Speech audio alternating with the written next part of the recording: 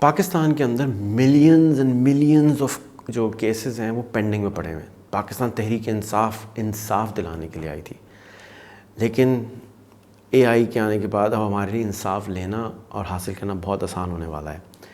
اس AI.com کے اوپر, جس کو چیٹ جی پی ٹی بھی کہتے ہیں, سارا پاکستان کا لاء پڑا ہوا ہے, سارا سپریم کورٹ کے کیسز پڑے ہوئے ہیں. آج تک 2021 تک جتنا ڈیٹا انٹرنیٹ پہ تھا سب کھا چکا ہے, اب تک اندر لے کے آ چکا ہے.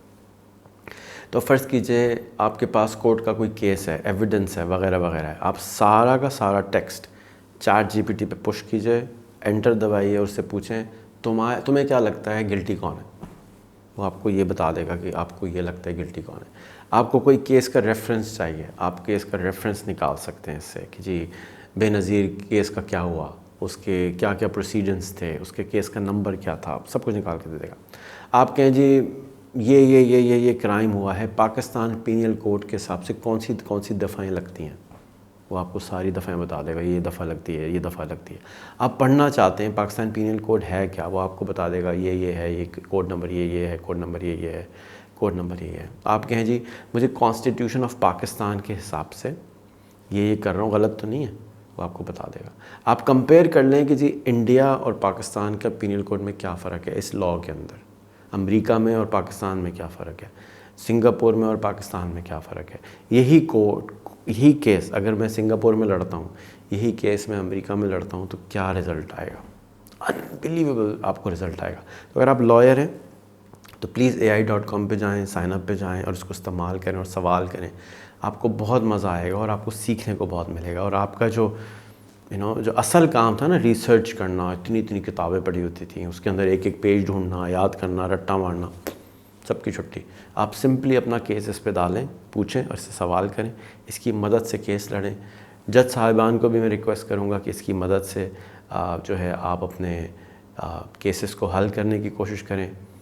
انصاف کا بول بالا بہت جلدی ہوگا, کیونکہ اس میں سارے لاز پہلے سے امبیڈڈ ہیں. تو آپ آرام سے اس کو سرچ کر سکتے ہیں.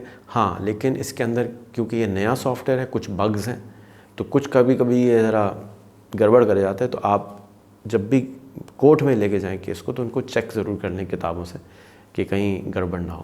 لیکن مجھے امید ہے چیٹ جی پی ٹی 4 جب آ جائے گا تو یہ پرابلم انشاءاللہ ٹھیک ہو جائے گا.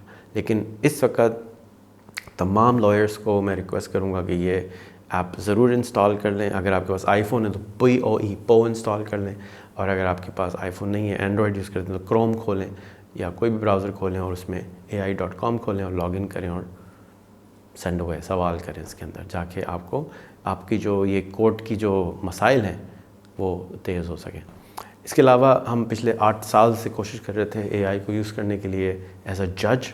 تو اب اگر آپ AI کے یا مشین لرننگ کے یا کمپیوٹنگ کے اسپیشلسٹ ہیں, تو میں آپ کو ریکمینڈ کروں گا, یا آپ کوئی لائر کی ایپ چلاتے ہیں یا بناتے ہیں, میں آپ کو ریکویسٹ کروں گا, سجیسٹ کروں گا کہ OpenAI کی جو API ہے اس کو آپ پلگ ان کریں.